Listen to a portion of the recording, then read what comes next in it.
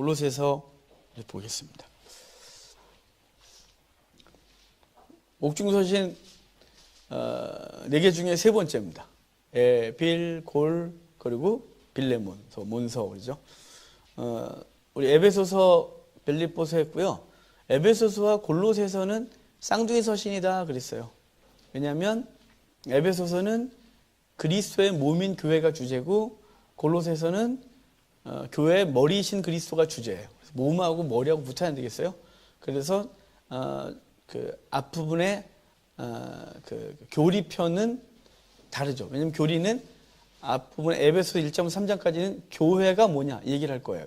했어요. 그래서 교회 구성원 한 사람 한 사람은 어떻게 성도가 됐고 성도가 뭐에 어떻게 건물이 되어지며 그 성도는 어떤 존재냐. 하나님 나라를 유업으로 얻은 존재다. 그 성도는 어떻게 살아야 된다. 교회는 어떻게 살아야 된다 이렇게 말했고 이제 그와 쌍둥이인 골로새서는 그리스도 머리가 지금 주제라 그랬잖아요. 고리. 그래서 그 그리스도는 어떤 존재냐 이거부터 할 거예요. 그래서 그리스도를 1장 2장 그리스도가 어떤 존재인지 그리고 그분을 머리로 삼아야 된다는 얘기를 해주고 3장 4장 실천편인데 그 실천편은 에베소서와 거의 같아요. 그러니까 에베소서는 6장으로 기록했고 그리고 골로새서는 4장으로 기록되어 있죠. 사도 바울이 쓸 때는 6장 4장 이런 거 없었고요. 후대에 하다 보니 이렇게 6장 4장 된 거예요. 골로새서 그러는데요. 골로새서는 주제가 고리예요. 머리, 교회의 머리이신 그리스도예요. 그러니까 그걸 놓치면 안 돼요. 계속 그 얘기를 하고 있구나. 그 얘기를 하고 있구나. 이렇게 하면 됩니다. 여러분 흐름을 글을 읽어도 요즘 너무 슬픈 얘기가 있는데요. 요즘 20대 그 밑은 더 하고 대학생들이 장문을 못 읽는데요. 이것도 방송 보고 읽거든요. 또 왜냐면 어릴 때부터 책 읽는 습관이 안 들어서 아무튼 뭐 인터넷에 카톡에 이렇게 짧은 단어, 짧은 말 이렇게 익숙해서 긴 문장을 앞에서 쭉 읽다 오면 뒤에 가면 무슨 소리 읽었지 이렇게 이게 그렇대요. 근데 전 옛날부터 그랬는데요. 그래서 주변에 막 떠들면 나만 그런 거예요. 읽다가 한참 읽었는데 너 뭐 읽은 거야? 그래서 또 읽어요. 그럼 이제 짜증이 막 나고 조용히 좀 하라고. 그래서 저는 요즘들은 카페에서 공부하는데 저는 카페 가면 왜 이렇게 관심거리가 많아요? 저 사람 뭐지? 그래서 여기서 어떻게 공부를 하지 싶은데요. 저는 이렇게 조용히 해야 돼요. 전 잡소리가 들리면 집중력이 떨어지는데 하여간 요즘 청년들이 대학생들이 장문을 읽는 습관이 안 돼 있답니다. 근데 이제 우리가 평범한 사람들이 하려면 이게 무슨 얘기를 하고 있는지에 대한 흐름을 놓치면 안 돼요. 그러니까 저희 집사람이 우리 집 주변에 우리 그 집 산 지가 한 5, 6년 됐거든요. 근데 집 옆으로 집 바로 그 동네에 가는데 여기 어디야? 그래요. 근데 여기 우리 집이야. 여기 넌 지나갈 때마다 여기 어디냐 그런다. 여기 익숙하다. 뭐 그래요. 뭐 어이가 없어요. 근데요. 저희 집사람이 거의 이 방향 여자분들이 대부분 지리나 이런 거 약하긴 합니다. 그러니까 우리가 가는 길이 어딘지 분명히 이렇게 생각하고 그리고 이렇게 가면 돼요. 에베소서는 주제가 교회지 라는 생각을 하고 읽는 거죠. 그게 또 선입관이 될 수 있겠지만 신학자들이 열심히 노력하신 거예요. 그러니까 아무 생각 없이 읽는 것보다는 훨씬 더 방향을 분명히 하죠. 골로새서는 그리스도가 주제다. 그리스도를 모신 사람 어떻게 살아야 되냐. 이 주제가 있다는 걸 알고 골로새서를 보면 이래서 이런 얘기를 쓴 거구나. 이렇게 그 지점마다 이해가 돼요. 지점마다. 근데 방향을 놓치면 비슷한 지역이 자꾸 많거든요. 이렇게 이제 쭉 가다 보면 여기 익숙한데? 근데 거기 딴 동네예요. 근데 자꾸 방향을 자기 목표를 잃으면 자기가 익숙한 동네 가는 줄 알고 있는 거죠. 아니에요. 그냥 우리 목적이 분명해지면 계속 그 길을 가면서 비슷한 동네가 나와도 지금 거기 그지 이렇게 알게 되는 거예요. 자, 지금 골로새서 방향 잃으면 안 돼요. 그리스도가 주제예요. 자, 사도 바울이 골로새서를 쓰는데요. 사도 바울이 골로새 교회를 개척하지 않았어요. 뭐 신학자마다 여러 설이 있는데 한 번도 안 가봤다는 사람이 있고 저는 개인적으로 가본 것 같아요. 근데 골로새 교회가 여러분 우리가 생각하기를 골로새 교회는 교회가 하나가 아니에요. 항상 이게 우리로 하여금 항상 이건 자꾸 이렇게 되새겨줘야 돼요. 왜냐면 우리는 익숙한 게 뭐냐면 할인교회, 승봉교회, 무슨 교회 이렇게 익숙해져 있어요. 그래서 골로새 교회 그러면 꼭 교회가 하나 있는 것 같은 느낌이거든요. 우리 선입관이 골로새 지역 전체에 있는 교회들을 말하는 거예요. 그러니까 무지하게 많겠죠. 만약에 교회가 그 동네에만 수십 개다 그러면 수십 개가 다 골로새 교회인 거예요. 골로새 지역에 있는 교회. 그 교회가 편지하는데 사도 바울이 옆 편지에 보면 중간에 이런 얘기가 있어요. 나를 얼굴로 알지 못하는 사람들. 이렇게 글을 쓰는 느낌이 있어요. 그러니까 그래서 사도 바울 한 번도 안 가봤다 그러는데요. 나중에 골로새서와 함께 썼던 빌레몬서. 골로새 지역에 있는 한 교회가 빌레몬의 집에 있는 교회였거든요.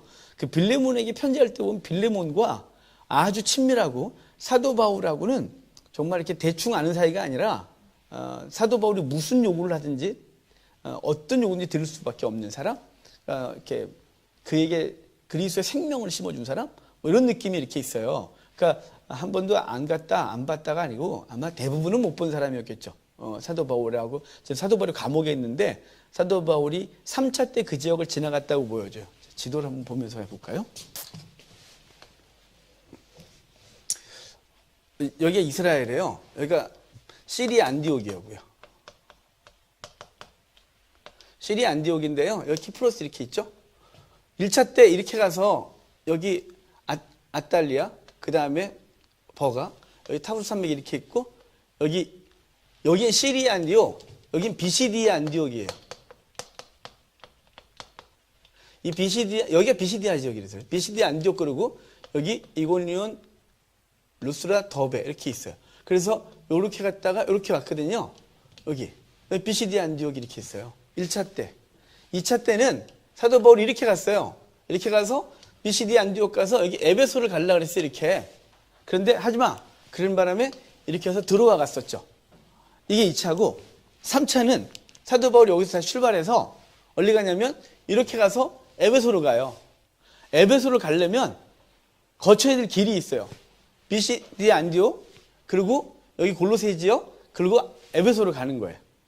이렇게 에베소가 약간 위쪽에 있네요. 그림을 그리려면 이렇게 해서 이렇게 이게 에베소예요. 여기가 이 지역이 골로새 지역인데요. 그러니까 여길 지나갔을 것 같아요. 또는 여기 에베소에 3년 있으면서 여기서 여기까지 한 120km 정도 돼요. 약. 저한테 아니거든요. 135km거든요. 125km 이렇게 말하지 마세요. 저 안 재봤어요. 약 120km 정도 돼요. 그래서 거기다 여기가 이스와시아의 중심 지역이었기 때문에 여기서 배를 타고 나가야 이쪽으로 여기 에베소 지나서 밀레도에 가서 배 타고 나가거나 또 이렇게 들어와서 이렇게 들어와서 여기 거쳐가야 되는 거예요. 사람들이. 그러니까 골로새 사람들이 에베소 와서 사도 바울을 만났든지 아니면 사도 바울이 지나가다가 골로새에서 사람들과 만나서 전달했든지 그건 잘 몰라요. 정확하게 아는 게 없어요.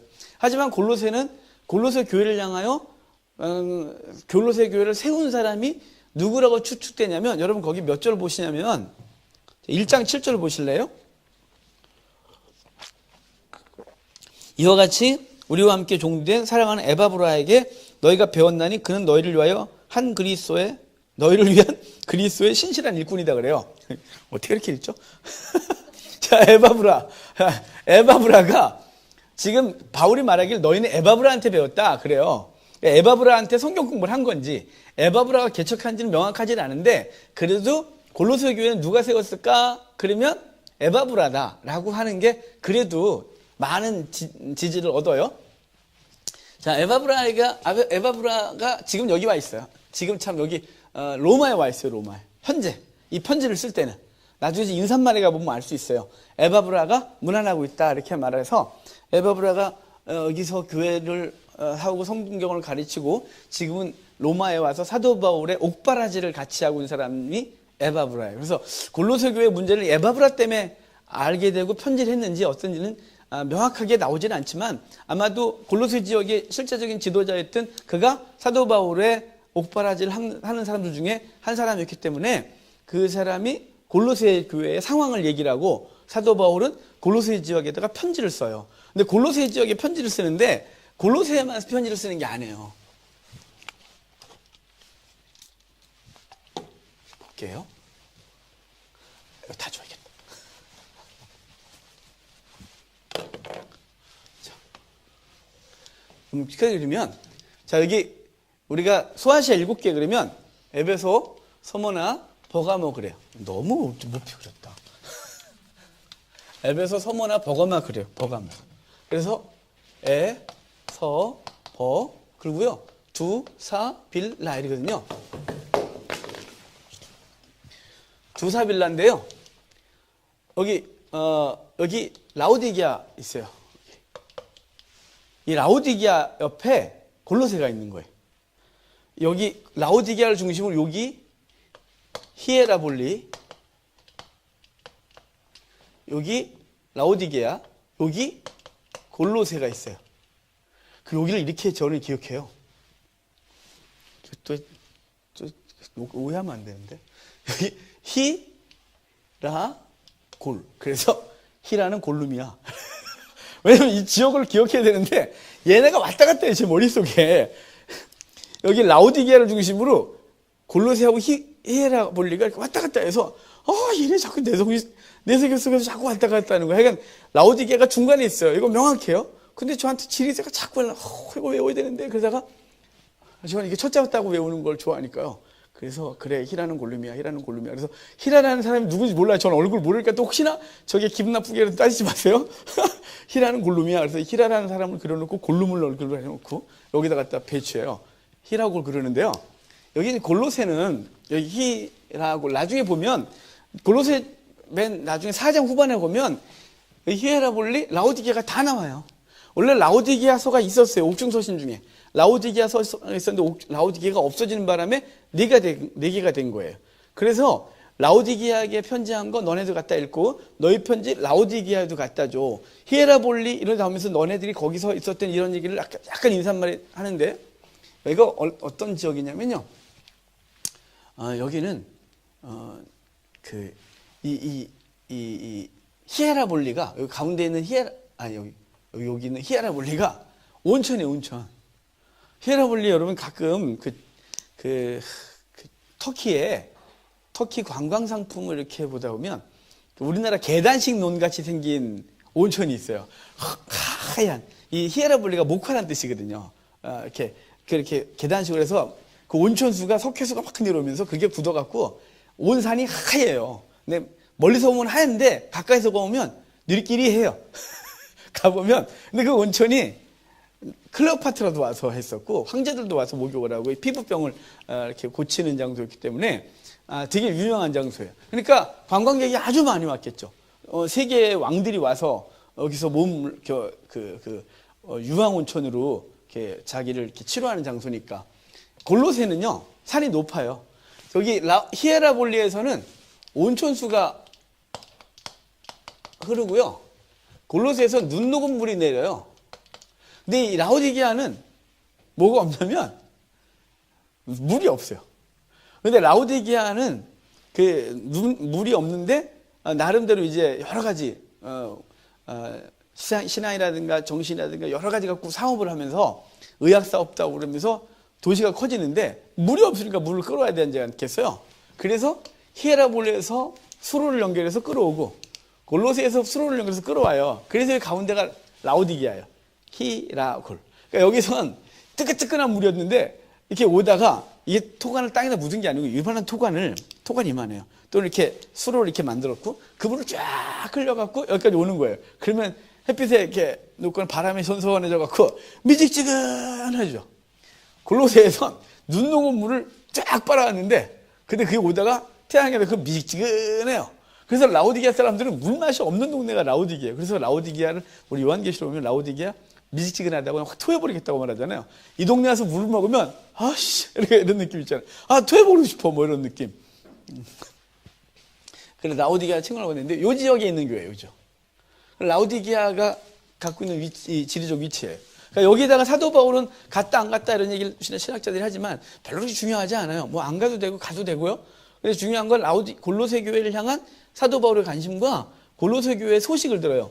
골로새 교회의 문제는 뭐냐면 교회 안에 누가 들어왔냐면 항상 초대교회 때 이 성경이 기록될 당시에 가장 큰 이단과 교회 문제는 유대인들이에요.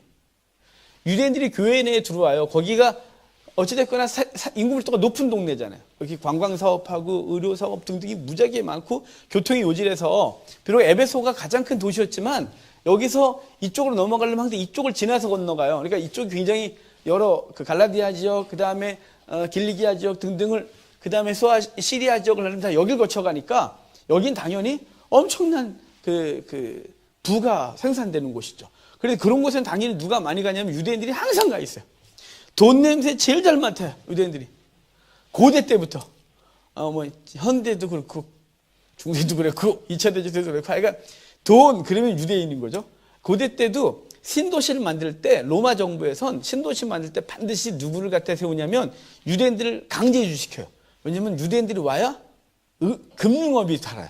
그러니까 유대인들 안 오면 돈을 어떻게 돌지를 모르는 거예요. 물물 교환하고 있고 막 이런 거 있죠. 그러니까 유대인들이 와야 화폐가 돌기 시작하고 시장이 형성되고 은행이 만들어져요. 그러니까 항상 유대인들 갖다 집어넣는데, 그러니까 도시들마다 유대인들이 빡빡 들어오거든요. 골로새도 유대인들이 교회 내에 들어오면서 원래 유대교 신자였다가 교회에 들어와서 크리스찬으로 온전해야 되는데 이게 자기 가치관을 못 버리는 거예요. 그래서 자꾸만 옛날 얘기하는 거죠. 율법 얘기하고 절기 얘기하고 그 다음에 신앙의 어떤 고행하고 자기를 쳐서 복종하는 거, 그걸 그러니까 하나님 예수 그리스도가 그것에 대한 적이 없는데 우리는 종교 행위에 대해서 자꾸 가르치는 거예요. 그래서 이 골로새 교회 성도들이 복음을 붙든 게 아니라 예수 그리스도의 구속연을 붙든 게 아니라 자꾸만 뭐로 치우쳐가냐면 유대 율법을 자꾸 영향을 받는 거예요. 이게 너무 세거든요. 그래서 사도 바울은 그거 붙들지 마, 그리스도를 붙들어 라고 말해주는 성경이 골로새서예요. 여러분, 근데 정말 슬프지만 우리 한국교회 지금 골로새 교회 같은 현상이 벌어지고 있어요. 메시아닉주들의 가르침이 너무 강력해졌어요. 메시아닉주 가르침은요, 복음을 왜곡해요. 그래서 오늘도 이렇게 집사님하고 차트 보다가 어느 교회, 그 교회에서 또 이상한 소리 가르친다 그래서 다 죽을 것 같아요. 초막절 지켜야 된다고 막 그런데요. 초막절 지켜야 된다고. 유명한 교회, 그 교회. 거기 말고. 다른 교회 또. 그래서 내가 왜 이럴까? 그분이 너무 유대, 구약, 그 다음에 뭐 그런 쪽 너무 많이 공부하신 거다. 그거 공부할 때 바탕이, 절대적 바탕이 뭐냐면 예수 그리스도의 복음이 완전히 자리 잡아야 돼요. 그게 자리 잡지 않은 상태에서 어설프게 그런 공부를 하면 뭐 히브리식 공부, 히브리 사고, 히브리 이쪽 공부를 하면요, 이게 얼마나 강력한 영향이 있냐면 초대교회 때 사도 바울이 그들과 죽으라고 싸웠어요. 목숨 걸고 싸운 게 그들이에요. 계속 모든 서신서 보세요. 유대교가 안 나오는 데가 있나. 다 싸우지. 근데 한국교회가 제가 10년 전에, 10여 년 넘었네. 그때 그랬어요. 한국교회는 반드시 10여 년 후에 이단보다 더 무서운 게 메시아는 주라고. 이거에 빠져서 한국교회는 정말 정신을 못 차릴 거라고. 복음이 훼손되고 구약으로 돌아가려면 바보같이 짓을 할 거라고 그랬는데 요즘 그래요. 요즘 너무 답답해요. 여러분, 어디 초막절을 지켜야 되는 게 있어요. 이미 그리스도가 완성하셨잖아요. 그러니까 뭐 안식일을 지킨다 이런 소리 하면 안 돼요. 오늘 제가 뭐 다 아는 건 브레드 TV라고 오늘 어떻게 아침에 잠깐 봤어요. 그런데 거기 브레드 TV에 들판에서 예배하는 유대인들, 유대인 크리스찬들, 메시아닉 주에 대한 걸 잠깐 하더라고요. 그 사람들이 예배를 언제 드리냐면 안식일 날 드리는 거예요. 토요일 날. 왜 토요일 날 드릴까요? 못 벗어난 거야지. 그럼 주일은 꼭 주일이냐? 상관없어요. 날과 절기는 상관없는 건데 메시아닉 주들은 자꾸만 뭘로 가냐면 구약으로 돌이키는 거예요. 자꾸만 복음, 예수 그리스도와 이 유대인의 율법들, 지켜야 될 규례들을 자꾸 끄집어내는 거예요. 그러면 뭐가 될까요? 맨 처음엔 아무것도 아닌 것 같아요. 아무것도 아닌 것 같아요. 뭐 토요일 예배드리나 주일날 예배드리나 뭐가 달라? 하지만 서서히 이제 우리는 다시 하나를 선택하면 그것이 또 다른 걸 물고 가고 또 다른 걸 물고 들어와요. 그래서 결국은 유대의 절기나 유대의 가치관을 받아들일 수밖에 없는 거예요. 그래서 한국교회가 위험하다고 제가 무지하게 말하는데 정말 안 들어요. 왜 이렇게 관심들이 없는지 알 수가 없어요. 여러분, 메시아닉주는 위험한 종교예요. 기독교 아니에요. 이거 너무 세게 얘기하나? 아니에요. 왜냐하면 율법을 하나라도 말하면 우리의 구원의 조건에 율법을 하나라도 껴넣으면 모든 것을 다 지켜야 될 의무가 있는 거예요. 오직 예수 그리스도가 완성한 거예요. 오늘 골로새서 그거 얘기할 거예요. 그런데 초대교회 때 그랬고 그것 때문에 그렇게 싸웠는데 성경을 워낙 안 보니 이거 워낙 안 보고 쫓아다니면서 괜히 그런 강의 자꾸 들으니까 그게 맞는 것 같은 거예요. 이거 봐야죠, 이거. 이건 안 보고 자꾸 책, 누가 썼다는 등, 어떤 유명 목사님 얘기했다는 등, 유대인이 말했다는 등, 이래서 자꾸만 그거 보더는 거예요. 이거는 그렇게 공부를 안 하면서 자꾸 딴짓을 하니까 율법으로 다시 돌아가는 거예요. 여기선 그거 폐하해줬다. 그거 붙들지 마라. 라고 분명히 말할 거거든요. 우리 한번 그걸 좀 보도록 할게요. 자, 3절 봐요. 3절. 우리가 너희를 위하여 기도할 때마다 하나님 곧 우리 주 예수 그리스도의 아버지께 감사한다. 그러니까 바울은 골로새 교회를 향하여 기도를 하는데 감사하대요. 참 골로새 사도 바울의 기도에 그 폭과 이 깊이가 정말 넓어요. 근데 저도 좀 그러고 싶은데 맨날 요만해요. 우리나라 민족, 그 다음에 우리 성도들 교회들, 주변에 제 친구네 교회, 주변에 아는 사람들 교회, 이게 끝나요. 근데 우리 같이 섬기는 우리 김상훈 목사님은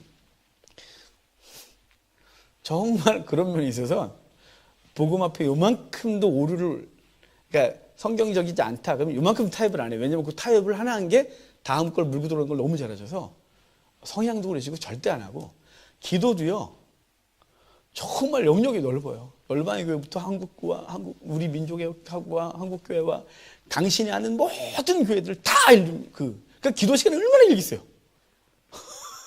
그러니까 우리 자기네 교회도 아닌데 남의 교회 가서 맨 먼저 가서 기다렸다 들어가서 목사님한테 얘기해서 자기가 본인이 맨 마지막까지 문 닫고 이렇게 정말 존경스러워요. 정말로. 사실 이렇게 쉬운 게 아니에요, 여러분. 그분이 부족한 건 하나도 없는 분이세요. 인간적으로 부족한 게 없는 분이세요. 인간적으로 돈이나 명예나 사회적 지위나 부족한 게 하나도 없어요. 그런데 그분이 기도라는 건 자기 위해서 기도가 하나도 없어요. 그 기도의 폭이 되게 넓어요. 근데 여기 바울이 서신서를 이렇게 보면 사도 바울은 어떻게 이런 걸 다 기도할까 싶은데, 내가 감사한다 그러면서 감사하는 이유가 딱 있어요, 거기. 자, 4절에 이는 그리스도 예수 안에 너희의 믿음과 모든 성도에 대한 사랑을 들으며, 먼저 뭐 때문에? 너희가 그리스도 안에서 믿음이 있고, 그리고 그 믿음 때문에 형제를 향한 사랑이 있고, 5절에 너희를 위하여 하늘에 쌓아둔 소망으로 말미암다. 너희가 소망이 하늘에 있다. 곧 너희가 전에 복음 진리의 말씀을 들은 것이다. 그래서 이 복음 진리 말씀으로 인해서 너희가 믿음이 생겼고, 그리고 형제를 향한 사랑을 실천하고, 그리고 그 환난과 어려움 속에서 어디를 향하냐면 하늘을 향하여 너희가 소망을 두고 살아가는 것, 그것 때문에 내가 감사하다 이렇게 말하는 거죠. 여러분, 우리 그런 성도들 됐으면 좋겠어요. 여러분을 위해서 감사하는데 우리 집사님 그냥 나한테 맛있는 거 많이 사주고 옷도 사주고 감사해요. 저 별로 안 좋아해요. 정말 안 좋아하니까. 그리고 신경 쓰지도 마세요. 저는 요만한 빚을 지면 그게 마음의 빚이 남아갖고 아무것도 못해요. 그래서 잘 안 그렇다고 해서 저를 또 너무 안 받으니까 안 준다. 그러지 마세요. 또 서운하세요. 가끔 밥도 한번 사주시고 그러는데 잘 안 좋아해요. 왜냐면 저는 이렇게 마음의 빚을 지면 그게 되게 부담스러워서 힘 너무 들어요.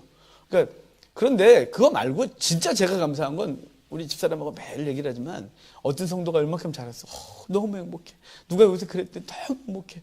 누가 집에 가다 그런 얘기했대. 정말 행복해. 어쩜 그렇게 말씀을 듣고 그렇게 그런데. 막 이런 고민들, 이런 감사와 기쁨이 있어요. 바울의 기쁨이 그거예요. 바울은 감옥에 있지만 우리 지난주에 빌립보서 할 때 그 빌립보 교인들을 향한 그 빌립보 교인들의 성장, 그 빌립보 교인을 향한 기쁨이 있었어요. 지금도 골로새 교회를 향하여 내가 감사한다 그러는데 감사가 믿음이 있고 그 믿음 때문에 서로 사랑하고 그리고 하늘에 소망을 두고 있다.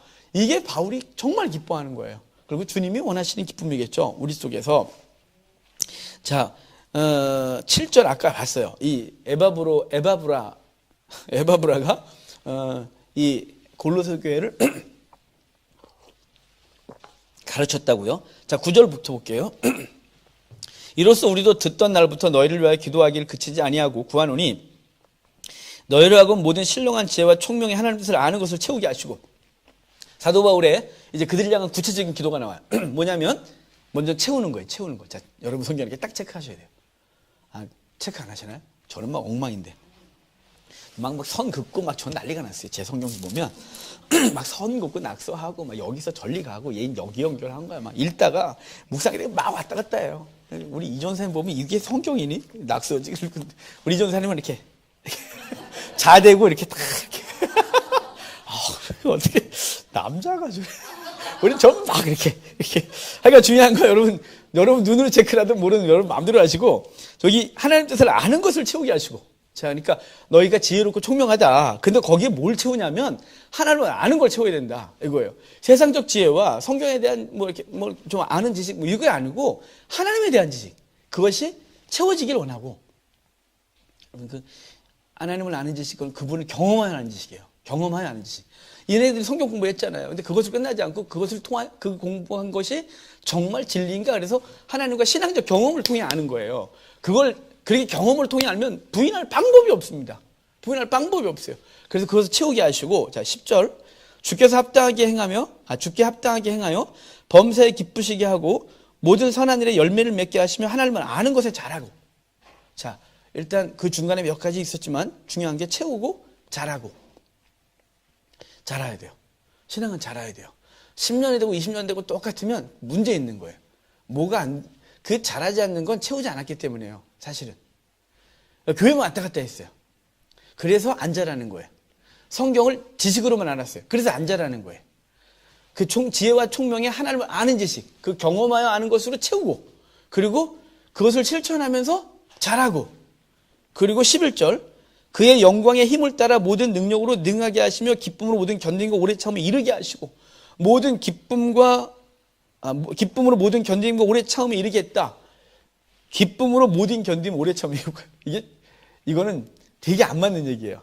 여러분 견디고 오래 참으려면 어떤 상황일까요? 전제가 어려워요. 뭐 기쁜데 견뎌요. 그래? 즐기지. 즐거운 일이 있으면 뭘 그렇게 견디고 오래 참아요? 시간이 이렇게 빨리 가지 싶지. 그런데 견딤과 오래 참음은 뭐로 한다고요? 기쁨으로. 왜 그럴까요? 앞에 소망이 있기 때문에 그래요. 하늘의 소망이 있기 때문에 오늘 기쁨으로 오늘의 어려움들과 믿음의 시험들을 견디고 오래 참을 수 있는 거예요. 이걸 구원의 서정에서 견인 그러는 거죠. 우리 지난주에 견인 때문에 우리 화요일 성경 공부하면서 지난주 우리 공부하시는 목사님들하고 견인 갖고 막 얘기를 했거든요. 하여간 중요한 건 또 저번 주일날 오후에 김상훈 목사님이 견인에 대한 말씀하셨어요. 이렇게 오래 참고 견디게 하시고 그분이 그런 힘을 주시는 거죠. 그러니까 우리가 뭐 세상 것이 풍성하기 때문에 기뻐하고 이거보단 기쁨으로 견디고 오래 참고 이렇게 되는 거예요. 자, 그 다음에 12절 볼게요. 우리로 하여금 빛 가운데서 성도의 기업의 부분을 얻기에 합당하게 하신 아버지께 감사하게 하시기를 원하노라 그래요. 그래서 성도의 기업을 얻기에 합당한 그래서 하나님께서 주신 놀라운 은혜 그리고 천국을 얻기에 합당한 존재 되게 하셨다 이렇게 말하죠. 자 그러면서 이제 1장은 그리스도가 누구냐 이런 얘기 한다 그랬죠. 여기까지 이제 해놓고 1장은 그리스도가 누구냐라고 말해요. 그리스도가 주제라 그랬죠. 그리스도. 자 그리스도가 누군지 볼게요. 14절 15절 13, 14, 15 보면 그가 우리를 흑암의 권세에서 건져내사 그의 아들의 나라로 옮기셨으니 그 아들 안에서 우리가 속량과 죄사함을 얻었다. 그는 보이지 않는 하나님의 형상이다. 그러니까 하나님께서 우리를 그 흑암의 권세에서 건져내사 사랑의 나라로 옮겼다. 옮기는데 그리스도는 어떤 역할을 했냐? 우리를 속량해 하셨다. 그가 우리의 모든 죄를 짊어지고 속량, 대가를 지불하여 산 걸 속량 그래요. 그러니까 그분이 당신의 생명을 지불하고 우리를 그 죄 가운데서 건졌다. 그래서 구속하신 주예요. 구속. 예수 그리스도 누구냐? 우리를 죄 가운데서 건지신 존재. 15절은 그는 누구냐? 하나님의 형상이다. 이렇게 말해요. 그래서 주님은 아버지를 보여달라는 제자들에게 나를 보았거든 뭘 아버지를 보여달라고 하냐? 나를 본 자는 아버지를 본 것이다. 그래서 예수 그리스도와 아버지는 동격으로 그래서 하나님의 형상으로 등장해요. 또한 15절 후반에 모든 피조물보다 먼저 나시니 그러니까 선제하신 분이다. 예수 그리스도는 창세 전에 선제한 거예요. 그러니까 그래서 창세기에 우리가 우리의 모양을 따라 사람을 만들었다 그랬어요. 하나님이 우리의 우리의 모양은 누구냐면 우리 저기 하나님의 교회는 우리 그러면 누구냐면 아버지 하나님, 어머니 하나님이래요. 참 잘도 갖다 붙여요. 그 어머니 하나님이 어디 있냐? 그때 요한계시록에 새 예루살렘은 어머니, 그래서 바라 어머니지. 야, 잘 갖다 붙여 니들. 여기 우리 하나님은 다요. 호격이 남성이에요. 두 분이 혹시 동성이신가? 자, 걔네들 말도 안 되고요. 우리라고 하는 건 당연히 하나님이 당신을 그래서 우리가 우리 형상을 따라 그래서 성삼위 하나님을 말씀하시면서 그 창조 때 성부, 성자, 성령의 역사가 있었다는 거예요. 그래서 피조물보다 먼저 나시고 만물이 그에서 창조되되 그러죠? 예수 그리스도가 창조하신 창조주가 되는 거예요. 아버지만 창조하신 게 아니라 아버지, 예수 그리스도, 성령께서 우리가 우리 형상을 따라 우리의 모양으로 사람을 만들자. 그래서 창조주. 그러니까 지금 계속 보면 그분이 구속주, 하나님의 형상, 이미 선지하신 분, 그리고 창조하신 분. 하늘과 땅에서 보이는 것들과 보이지 않는 것들과 혹은 왕권들이나 주권들이나 통치자들이나 권세들이나 만물이 다 그로 말미암고 그를 위하여 창조되었고 또한 그가 만물보다 먼저 계시고 만물이 그 안에서 함께 섰다. 그리고 18절에 그는 몸인 교회의 머리시라. 그죠? 머리다 이렇게 말해요. 골로새가 말하고 싶은 걸 여기서 말하는 거예요. 그리스도는 교회의 머리다. 그가 근본이시요 죽은 자들 가운데서 먼저 나시니니 만물의 으뜸이 되려 하심이라 이렇게 말해요. 그리고 20절에 그의 십자가의 피로 화평을 이뤘다. 그래서 화목주 되신 거예요. 그러니까 여기까지가 그리스도가 누구냐라는 걸 쫙 설명한 거예요. 아주 많은 얘기를 한 거죠. 그러니까 그리스도로는 골로새에서 말하는 거예요. 그리스도는 누구냐? 그는 우리를 속량하시고 하나님의 형상이시고 선지하시고 창조주 되시고 교회의 머리 되시고 화목주 되시고 이게 골로새서 1장에서 그리스도가 누구지를 말하는 거예요. 에베소서 1장 기억하세요? 에베소서 1장은 성도는 어떻게 성도가 됐느냐를 시작해요. 그래서 하나님 아버지의 예정과 선택으로 예수 그리스도의 희생으로 성령의 보증으로 성도 됐다. 그 성도가 뭐요? 교회가 됐다가 에베소서 1장에서 2장까지예요. 여기는 그리스도는 누구냐? 그리스도는 이런 분이다 라고 말하는 거예요. 주제가 그리스도군요. 골로새서는 22절 이제는 그의 육체의 죽음으로 말미암아 화목하게 하사 너희를 거룩하고 흠없고 책망할 것이 없는 자로 그 앞에 세우고자 하셨다. 자, 그의 죽으심으로 그리스도의 죽으심으로 우리를 그분 앞에 세운다는 거죠. 하나님 앞에. 우리가 하나님 앞에 설 수 있는 유일한 근거는 행위가 아니에요. 우리가 하나님 앞에 설 수 있는 유일한 근거는 율법을 지키는 게 아니에요. 우리가 하나님 앞에 설 수 있는 유일한 근거는 안식일을 지키는 게 아니에요.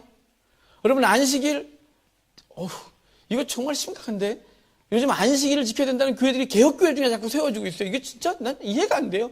성경을 안 보는 것 같아요. 날과 절기는 우리를 거룩하게 하지 못한다. 분명히 말했어요. 먹고 마시면 거룩하게 하지 못하는 거예요. 그건 우리에게 더 이상 영향을 끼치지 못하는 거예요. 그리스도가 완성하셨어요. 그리스도가 안식을 지켰대요. 또 그것들이 하니까 너무 거친 거예요. 제가 정말 줄 것 같아요. 그리스도가 언제 안식일도 지켰죠. 안식일 어기기도 하셨어요. 안식일을 어겼기 때문에 죽이라고 쫓아다녔던 거예요. 그거. 근데 또 자기들이 입맛에 필요한 거 말하면서 그리스도가 안식일 지켰으니까 우리도 안식일 지켜야 된다. 초대교회 안식일 지켰죠. 회당에서. 하지만 초대교회 매일 모였어요. 주 70년 후에 회당에서 쫓겨나요. 그리스도인들이. 그래서 그들이 예배한 날을 공식적으로 예배를 해야 되겠으니까 그리스도의 부활하신 날을 정하는 거예요. 그러니까 이 자꾸만 그럼 주일을 그러면 우리가 지켜야 되는 거예요. 지키는 거 아니에요. 주일을 지키는 거 아니에요. 예배로 모이는 거예요. 모이는 거. 예배로 모이는 거.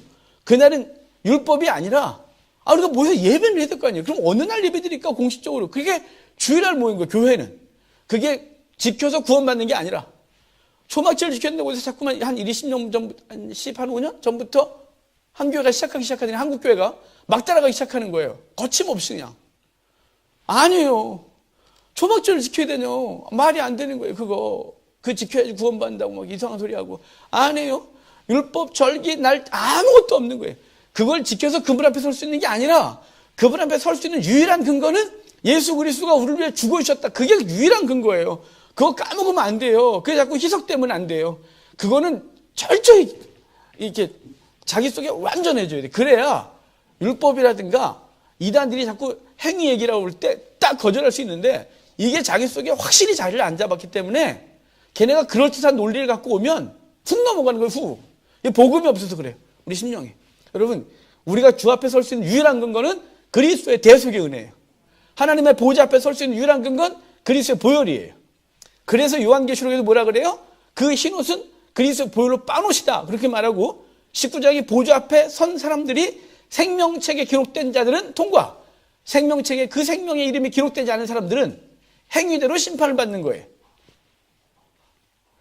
그리스도는 행위대로 심판을 받는 게 아니에요. 그리스도는 예수 그리스도의 피값으로 끝난 거예요.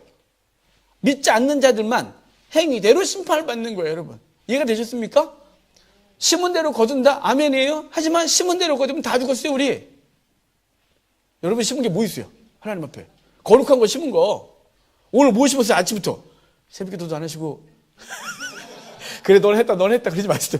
목사니까 어쩔 수 없이 해야 돼요 또. 예, 우리가 하나님 앞에 심은 게 뭐 있어요? 오늘 이웃을 위해서 돈 좀 쓰셨어요? 갑자기 쓴 적이 없는데 싶고, 커피 한 잔도 안 샀는데 싶고. 여러분, 심은 게 없어요. 오늘 온통 자기만 심었어요.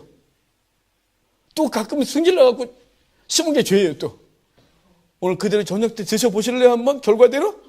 오늘 우리 다 장례 같이 치르셔야 돼요. 저도 마찬가지죠. 저 오늘 택시한테 2번 승질했거든요. 어머니 병원 모시고 오는데 시간은 막 퇴근 시간에 걸려가고 막 미는데, 오늘 희한하게 택시분들께서 저를 이렇게 힘들게 하시더라고요. 근데 이씨 그러세요. 내 속으로 정말 이러면 안 되는데 회개하면서 저 심은 대로 거두면 주님께서 이씨를 죽이시네. 여러분, 우리가 행위대로 심판을 받는다? 말도 안 되는 거예요. 이거. 우린 다 죽어야. 오직 그분 앞에 설 수 있는 유일한 근거. 여러분, 이거 잊지 마셔야 돼요. 뻔뻔하지만 잊지 마셔야 돼요. 말도 안 되지만 잊지 마셔야 돼요. 그리스도의 보혈의 공로 외에는 쓸 자격이 없다, 이 말이에요. 거기 이만큼도 추가되면 안 되는 거예요. 요만큼도. 그거 외에 요거 좀 더 해야지. 그거 이단인 거예요. 그게 비복음인 거예요. 사도 바울은 말했어요.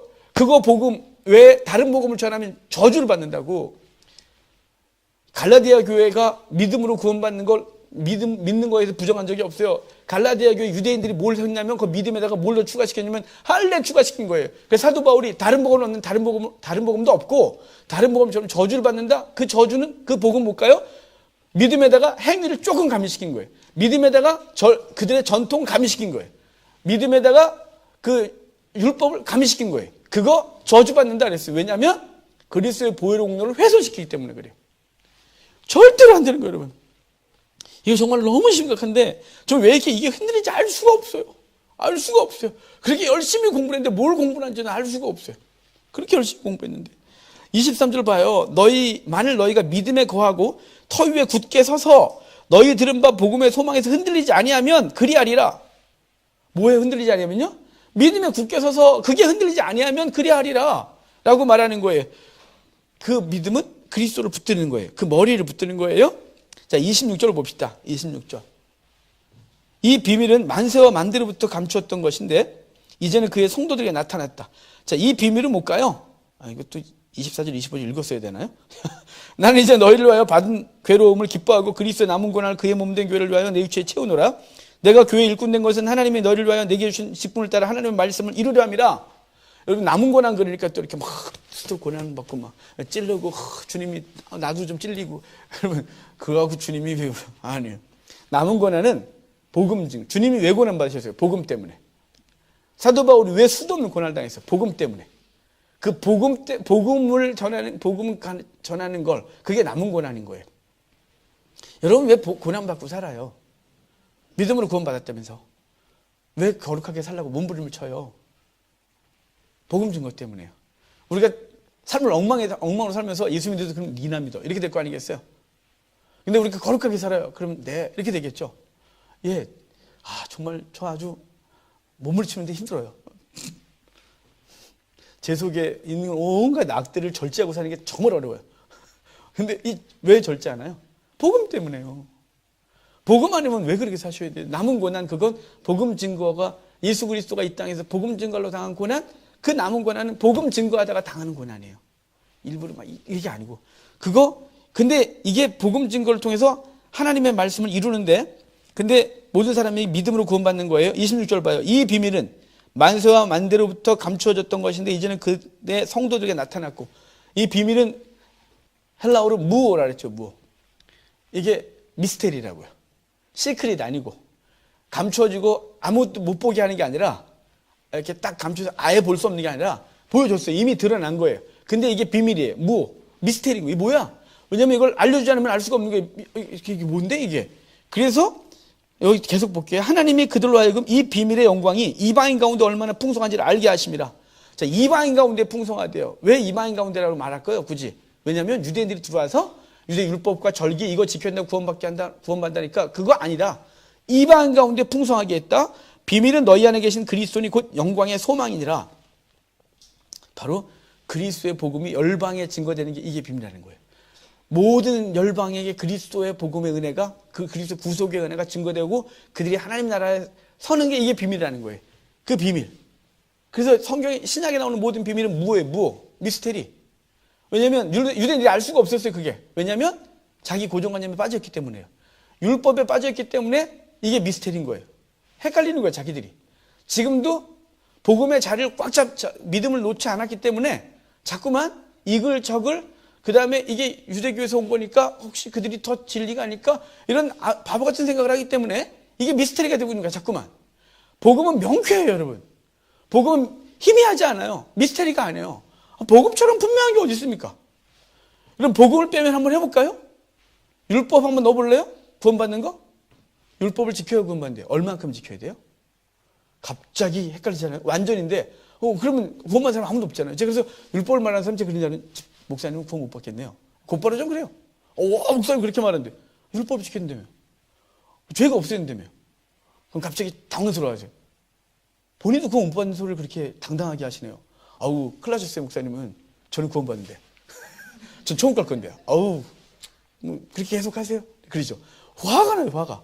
왜냐면 어떻게 그렇게 복음을 전하는 거예요. 예수 그리스도를 이렇게 희미하게 하신 거예요.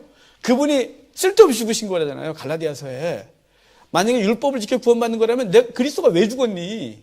우리가 율법의 행위를 완전할 수 없기 때문에 그걸 행위로 완성할 수 없기 때문에 그분이 아버지가 아들을 보내고 그 아들을 죽여야만 하는 그 말도 안 되는 일을 하신 거예요. 우리 중에 누구라도 완벽하게 율법을 행할 수 있는 사람들은 안 죽여요, 그리스도를. 근데 자꾸 그리스도를 죽은 걸 헛되이 하냐 이 말이에요. 여기 계속 그 얘기하는 거예요. 이게 무오라는 거예요. 무오. 율법에 빠지고 그 다음 자기 행위에 빠지고 그리고 인과응보라는 그런 것에 정신을 팔리면 이게 정신이 없어요. 창세부터 요한계시록까지 계속 대속의 은혜를 상징적으로 그리고 끊임없이 계속 증거하는 거예요. 이거 벌써 이렇게 큰일 났네. 시간을 많이 가고. 이거. 자, 2장 갈게요. 2장 1절. 내가 너희와 라오디게아에 있는 자들과 무릇 내 육신의 얼굴을 보지 못한 자들을 위하여 얼마나 힘쓰는지를 너희가 알기를 원하노라. 그렇죠, 여기. 그래서 나를 육신으로 알기 못하는 자들이란 표현을 썼기 때문에 사도 바울이 간 적이 없다 이렇게 표현하는 거예요. 근데 간 적이 없는지 있는지 그건 정확하지 않아요.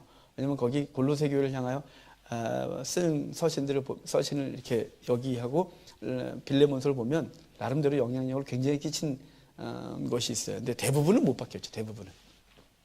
하여간 라오디게아 그 다음에 골로새 밀접한 곳이. 라오디게아하고 골로새하고 약 10여 킬로 정도 차이밖에 안 나요. 10킬로면 걸어서 2시간밖에 안 걸리는 거리예요. 그 골로새가 높은 데 있어요. 그리고 라오디게아 아래니까 물을 이렇게 흘러내보냈겠죠. 그래서 라오디게아에서 골로새가 보여요. 이렇게 가면.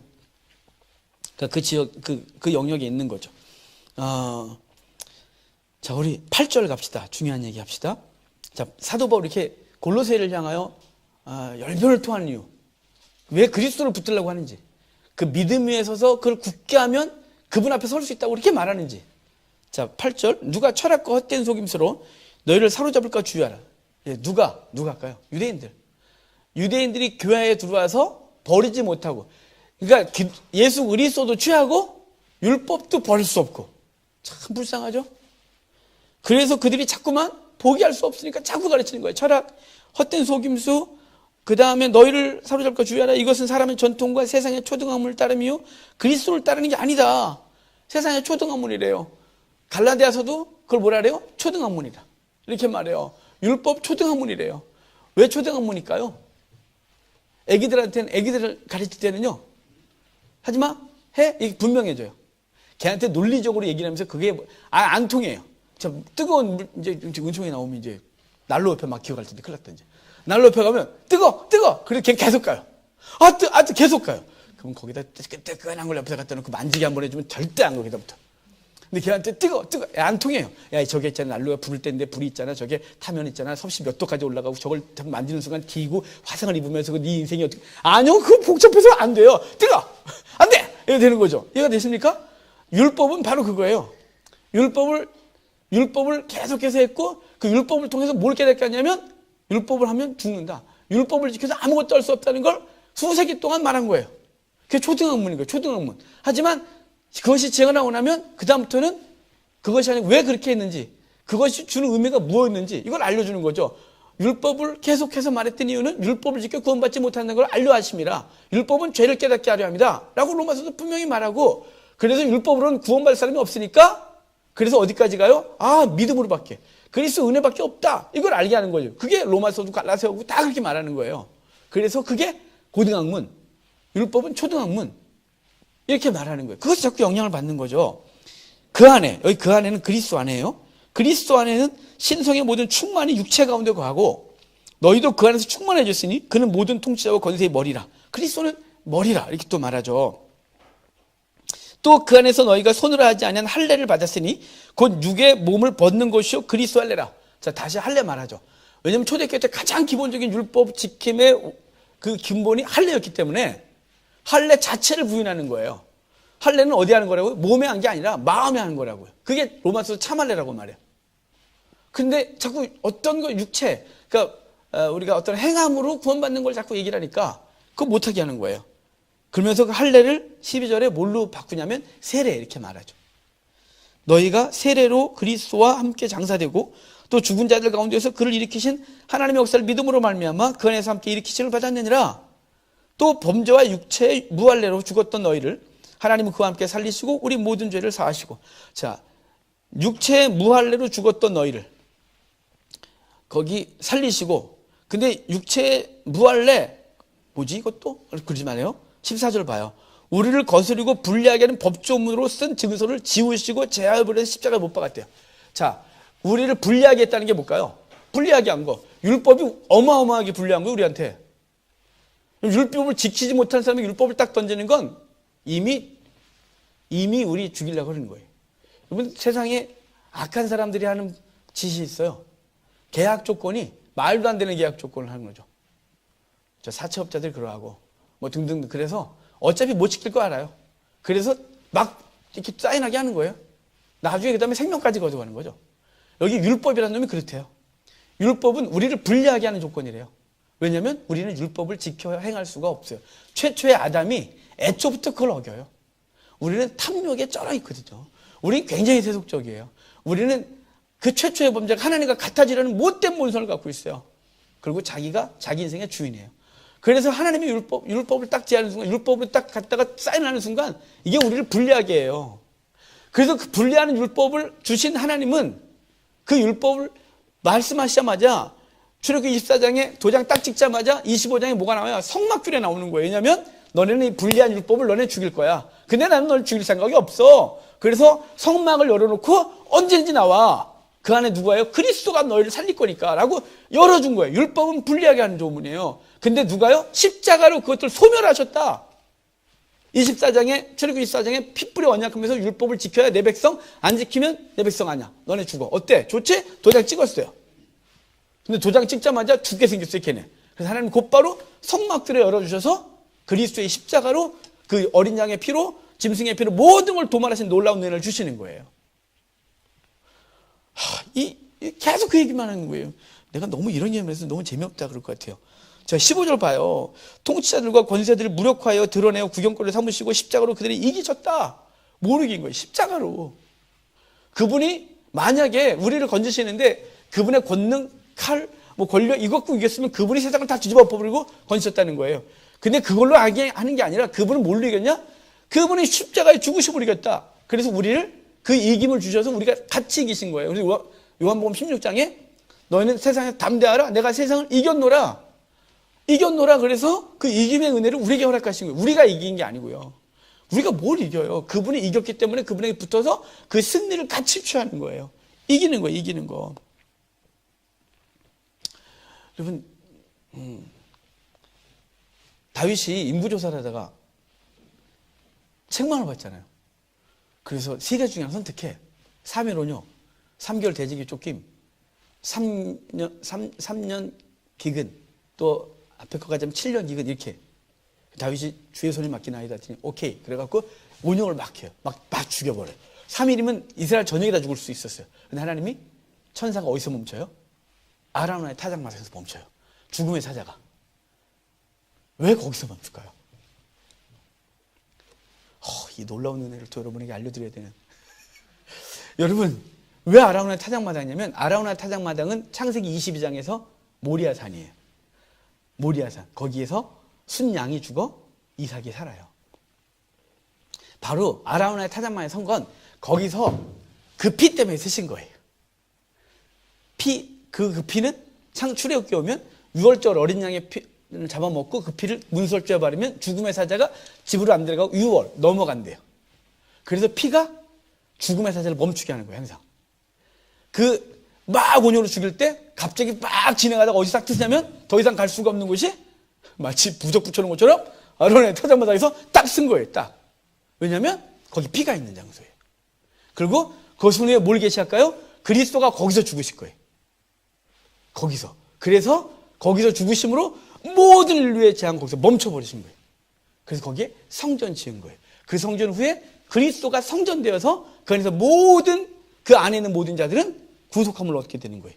그러니까 그분의 피가 그 모든 것들을 이기신 거예요. 여기 그리스도의 십자가로 모든 걸 이기신 거예요. 그리스도의 십자가로 우리를 불리게 하는 율법을 폐하셨다. 거기 보면 지우시고 버리시고 못 박아 버리시고 이기셨다 그러잖아요. 14절 15절에. 그죠? 지우시고 버리시고 못 박고 이기셨다. 여러분, 그리스도의 십자가 외에는 아무것도 없습니다, 여러분. 그러니까 여러분, 우리 이 시대에 자꾸만 헛된 가르침들과 좀 배웠다 하신 분들이 그리고 또 어디서 뭐 주워 들었던 얘기 갖고 자꾸 율법을 얘기를 하면 여러분 명확하셔야 돼요. 아니에요. 이렇게 말해야 돼요. 그런가 그러지 마요. 제발 좀. 이게 얼마나 심각한지 몰라요. 그런가 하는 사람이 너무 많아서 이거 정말 제가 10여 년이 뭐예요? 10년 훨씬 넘었어요. 그때 처음으로 그 메시안주들과 다투면서 논쟁을 하면서 말도 안 된다 이거. 그래갖고 이게 제가 워낙 무명의 목사고 그들과 다 하는데 이게 싸움이 안 되는 거예요. 워낙 대형교회가 그걸 하니까. 그래가지고 제가 내려놓으면서 씩씩거리고 정말 내가 힘없는 목사, 정말 유명하지 못한 목사, 조그만 개척교회 목사로 살아왔는데 그때 한이었어요, 한. 그래서 그때 그랬어요, 사람들에게. 메시아닉 주가 엄청나게 한국교회를 흔들 거니까 주의하라고, 그거 준비하라고, 반드시 공부하라고, 율법이 뭘 폐하고, 어떤지 이거 공부하셔야 된다 그랬는데, 정말 못 찾는데요. 자, 하여간 16절 봐요. 유대인들이 갖고 온 그 그리스도를 붙들지 못하게 하는, 그리스도 말고 다른 거 붙들게 하는 거. 그게 그러므로 우리죠. 십자가 때문에, 십자가 모든 걸 지우고 버리고 못 받고 이겼어요. 그러므로 이볼까요? 더 이상 규칙 건 없는 거예요. 먹고 마시는 것, 절기, 초하루, 안식일 이후로 누군 너희를 비판하지 못하게 하라 그러잖아요. 먹는 것. 그러니까 요새 뭐 먹으면 안 돼. 요새 또 그거 갖고 또 누가 그거 세미나 한다고 메뉴 왔더라고요. 음식. 와, 이분들은 대체 왜 이렇게 하실까? 메기는 먹지 말아야 되고 장어도 먹지 말아야 되고 미꾸라지 먹으면 안 돼. 추어탕 먹지 말아야 돼요. 붕어찜은 괜찮고 순대 먹으면 안 되고 이런 얘기를 왜 지금 이 시대에 하냐 이면 그리스도가 이미 완성하셨는데 왜 그걸 계속 하냐고요. 여기 그러잖아요. 먹고 마시는 것, 절기, 초하루, 월삭이에요. 안식일을 이유로 너희를 비판하지 못하게 하라. 너네 그거 안 지켜. 쓸데없는 소리 하지 마 지금. 그리스도가 십자가에서 끝난 거잖아 라고 말해도 이해가 되셨어요? 이 부분만 갖고서 얘기를 해도 이미 우리는 그들에게 할 말이 있는 거예요. 그 율법 지켜야 된다, 초막절 지켜야 된다, 안식일 지켜야 된다, 뭐 먹는 거 지켜야 된다. 이게 성경에 있는 거 막 그러면 다 지켜야 돼요. 근데 이걸 하나도 안 지키면서 그 몇 가지를 지켜서 구원받아야 된다고 말하는 것은 굉장히 이상한 거예요. 스스로 함정에 빠지는 거죠. 자, 이것들은 장래일의 그림자라 그러잖아요. 몸은 그리스도의 것이다. 장래일의 그림자래요. 얘 그냥 그림자로 보여준 거래. 그림자로. 근데 그림자를 붙들고 있는데 실체는 그리스도인데 아무도 꾸며낸 겸손, 천사 숭배. 유대인들은 천사 숭배했거든요. 꾸며낸 겸손, 천사 숭배를 이유로 너희를 정죄하지 못하게 하라. 그가 그 본 것에 의지하여 그 육신의 생각을 따라 헛되이 과장한대요. 그러니까 내가 일주일에 2번씩 금식을 하고 내가 율법을 어떻게 지키고 그래서 거룩하게 있고 시장 죄야 막 이렇게 막 이런 거 자기를 막 멋있게 보이고 이렇게 하는 거에 이거 유혹받지 말래요. 그들은 뭘 하냐면 머리를 붙들지 않는 거래요. 천사숭배, 금욕 막 이거 머리를 안 붙든 거래요.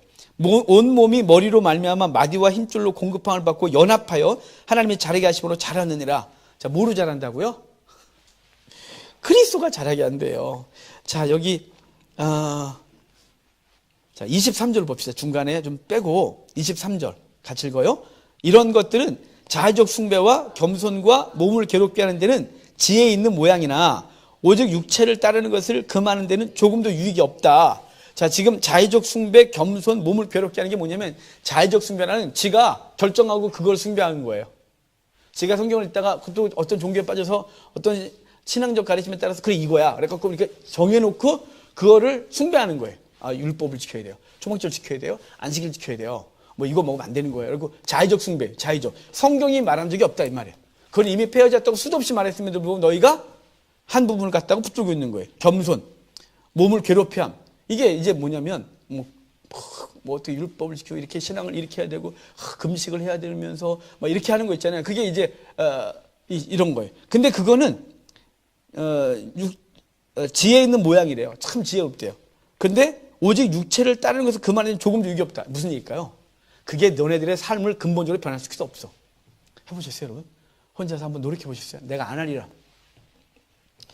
난 다시는 이거 안 해, 내가. 그 내가 이거 안 하려니까 내가 이렇게 좀 해봐야 돼. 막 이래갖고, 저희 아버지, 내가 술 안 먹는다, 내가. 내가, 술 안 먹어. 내 술 먹으면 네 아들이야. 우리 아버지 맨날 아들 됐다 그랬잖아요, 저한테. 인간적인 노력이요? 인간적인 결단이요? 그리고 그것을 해서 나름대로 뭔가를 어떤 뭣도 먹어보고 또 어떻게 해보고 나름대로 해보셨어요? 안 돼요. 굉장히 지혜로워 보이고 해 보이지만 그것은 육체를 금하는 것은 조금도 유익이 없대요. 그럼 육체를 금하는 근본적인 힘은 뭘까요?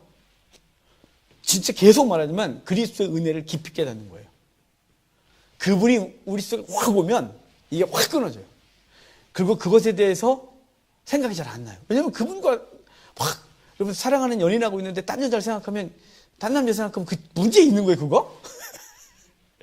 그죠? 아닌가요?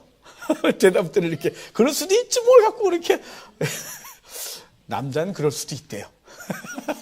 제 상담 공부할 때 남자가 이렇게 딱 안으면 여자는 남자만 본대요. 왜냐면 가슴을 팍 묻혀서. 근데 남자는 여자를 머리를 탁 얽혀놓고 두리번거리서 딴 여자 본대요. 남자라는 것들은 다 그렇대요. 하여간 상담 공부할 때 그렇게 그런가? 그랬는데 하여간 여러분 그분과 사랑이 깊어지면 다른 게 안 보여요. 그분의 은혜를 깊이 받으면 다른 게 안 보여요. 그런데 육체적 그분의 은혜와 그분이 주신 어떤 그 관계가 없이 혼자 뭔가를 해보려고 율법을 지켜서 해보려고 안 된다니까요. 그게 거듭 실패하는 거예요. 안 되고. 그 지혜로워 보이고 괜찮아 보이고 경건해 보이고 하지만 사실은 저 속에 딴짓하고 있는 거예요. 저 속에 딴짓하고 있는 거예요. 진짜 중요한 건 주를 만나는 거예요. 진짜 중요한 건 그분과 인격적으로 만나는 거예요. 그리스도의 피의 공로, 그분이 나를 위해 죽으셨다는 걸 묵상하고 그것이 얼마나 큰지 이 심령에서 깨달아져. 때로는 그분의 은혜 때문에 울고 그분의 사랑 때문에 심장이 쿵쾅거리고 그분만 생각하면 어쩔 줄 모르겠고 그렇게 되어지면 그 모든 것들이 끊어지는 거예요. 여기서 말하는 거예요. 그것들은 아무 유익이 없다고. 오직 그리스도를 만나는, 그리스도를 아는 것이, 인격적으로 아는 그것이 근본적인 힘인 것이라고 말하는 거예요. 자, 3장에 보면 이제 너희는 5절을 볼게요. 그러므로 땅에 있는 지체를 죽이라 곧 음란과 부정과 사욕과 악한 정욕과 탐심은 우상숭배다. 그러니까 땅에 있는 지체 죽이래요. 우리 속에 있는 욕심 죽이래요. 그리고 7절 볼게요. 너희도 전에 그 가운데 살 때는 그 가운데서 행하였지만 이제는 너희가 이 모든 것을 벗어버리라. 이제 우리가 하나님의 은혜를 기억하고 그거에 대해서 그 은혜 생각하면서 그것들을 이렇게 내려놓는 이 힘을 좀 발휘하려는 거예요. 자, 10절 봐요. 새 사람을 입었다. 이는 자기를 창조하신 이의 형상을 따라 지식까지 새롭게 하심을 입었느니라. 그래서요, 칼빈은 예수 믿으면 두 가지가 변한대요. 하나는 의지, 하나는 지식. 그 지식이 여기서 근거한 거예요. 어떤 지식이 바뀔까요? 죄와 의에 대한 지식이 바뀌어요. 우리가 예수를 믿기 전에 죄는 뭐냐면 윤리적인 것들이죠. 근데 예수를 딱 믿으면 죄가 제일 큰 게 뭐냐면 안 믿는 게 죄예요. 제가 이거는 안 가르쳐도 아는구나 아는 게 우리 이전생 어머님 때문이에요. 이전생 어머님하고 이제 이렇게 몇 시간을 얘기를 하는데 이제 원래 카톨릭 신자셨잖아요. 그래서 복음을 얘기를 했어요, 같이. 그러다가 복음을 우리 어머님 워낙 똑똑하시고 그 다음에 이제 성경을 카톨릭 신자였지만 성경을 계속 필사하셨어요. 그 가게 가면 필사하신 게 쌓여 있어요, 이렇게. 한문도 얼마나 잘 쓰시는지 몰라요. 하여간 필사하셨어요. 그러니까 성경을 아시니까 제가 창세기부터 해서 구속의 은혜에 대한 얘기를 제사제도 어린 양 등등 쭉 얘기했어요. 그랬더니 갑자기 어머님이 딱 깨닫더니 그리고 왜요? 그랬더니 그래서 교회 다니는 사람들이 나한테 와서 예수 믿으라는 거군요. 그랬대요. 난 믿는다고. 왜 자꾸 난 믿는데 예수 믿으라 그러냐고. 그랬대요. 그랬더니 알았대요. 그래서 예수 믿으라는 거군요. 그랬더니 그래요. 그래서 제일 큰 죄가 안 믿는 거군요. 제가요 소름이 막 돋는 거 있죠. 막 솜털이 막 돋고 그래서 와, 이 노인네가 이게 하나 건드려 놨더니 그 제사제도 구약의 짐승의 전가에서 그 걔가 죽으면서 우리의 모든 죄를 도말하는 것이다. 우리의 죄가 사라졌다는 얘기를 딱 했더니 갑자기 그러면서 그래서 얼마 있다가 교회로 나오신 거잖아요. 여러분 정말 놀라웠어요. 가장 지식이 바뀌어요. 어떤 지식이요? 죄와 의에 대한 지식이 바뀌어요. 그래서 지식을 새롭게 하는 거예요. 그동안 안 믿는 게 죄인지를 몰랐어요. 그런데 예수를 딱 보는 거야? 왜냐면 안 믿는 것 자체는 뭐냐면 믿으면 그 죄가 이미 도말돼서 안 믿으면 자기 죄가 그냥 있기 때문에 그 어떤 죄든지 간에 그것이 큰 죄 작은 죄 상관없이 여전히 자기 낙. 이게 지식이 바뀌는 거예요. 예수를 믿는 순간 지식이 바뀌어요. 그러면서 이것은 11절에 어떤 것에서 차별이 없느니라. 유대인에게만 그것이 적용되는 게 아니라 모든 사람에게. 그래서 거기는 헬라인, 유대인, 헬라파, 무할레파, 야만인, 스구디아인, 종이나 자유인 차별이 없다. 오직 그리스도는 만유의 주요 만유 안에 계신다. 모든 것의 주님, 모든 것 안에 주님과 하신다. 그러므로 이제 그것을 받아들인 자마다 이제 구원의 은혜를 입게 되는 것이에요. 자, 쭉 넘어갈게요. 자, 18절부터 보면 25절까지 이제 구체적인 삶에 대한 얘기를 하는 거예요. 아내들은 어떻게 살아야 된다? 19절 남편아, 20절에 자녀들아, 21절 아비들아, 22절 종들아, 4장 1절 상전들아. 이거 에베소서에 있었던 얘기예요. 실천편에. 자, 그러면서 4장 5절 외인에 대하여는 지혜로 행하여 세월을 아끼라. 엑사고라조마이 아끼라 이 말이 에베소서 골로새서 같이 나온다 그랬죠. 같이 쓴 성경이에요. 근데 에베소서에선 세월을 아끼라 때가 악하니라 라고 말하면서 우는 사자가 삼킬자를 찾아 헤매니까 이렇게 말하래요. 세월을 아끼라. 여기는 외인에 대하여는 정확하게 말해요. 골로새서. 외인에 대하여는 뭐냐면 믿지 않는 자들을 대하여 세월을 아껴라. 그러니까 바울이 왜 그렇게 죽을 힘을 다해 달려가냐면 자기의 수명은 점점점 이제 줄어들고 믿지 않는 자는 아직도 많고 그들을 향하여 세월을 아껴야 되는 거예요. 그들에게 구원의 소식을 전해야 되니까. 그래서 세월을 아끼라는 거예요. 세월을 아껴 써서 성공해라가 아니라 세월을 아껴 써야 되는 이유 복음 증거 때문인 거예요. 그래서 우리는 오늘 매일매일을 정말 성도는 그러니까 성도로 사는 건 인간적으로 피곤해요. 이렇게 말하면 그런데 피곤해요. 왜냐하면 걸리는 게 한두 개가 아니에요. 좀 퍼지려고 그러면 세월을 아껴라. 예. 이렇게 좀 이렇게 대충 이렇게 불이한 이익에 대하여 예전에 이렇게 슬슬 이렇게 모른 척하고 짚던 거 주께서 책망하셔서 안 할게요. 라고 해서 그걸 내려놔야 돼요.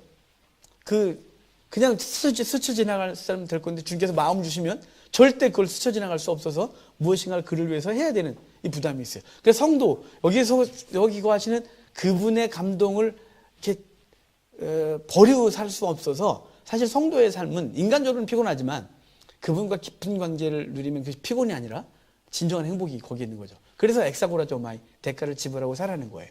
에베소서에도 그리고 골로새서에도. 그래서 열심히 사는 거죠. 7절부터는 인사말이에요. 골로새 교회를 향한 인사말인데 거기 이제 몇 군데만 잠깐 볼게요. 12절 아니야 10절 11절 봅시다. 10절 11절에 나와 함께 갇힌 아리스타고와 바나바의 생질 마가, 이 마가에 대한 너희가 명을 받았으며 그가 이르거든 영접해라. 마가가 원래 1차 전도여행 때 집에 돌아간 바람에 2차 때 마가 때문에 바나바하고 무지하게 싸웠었어요. 근데 어느 순간 마가가 동역자예요. 이 감옥에 있을 때부터.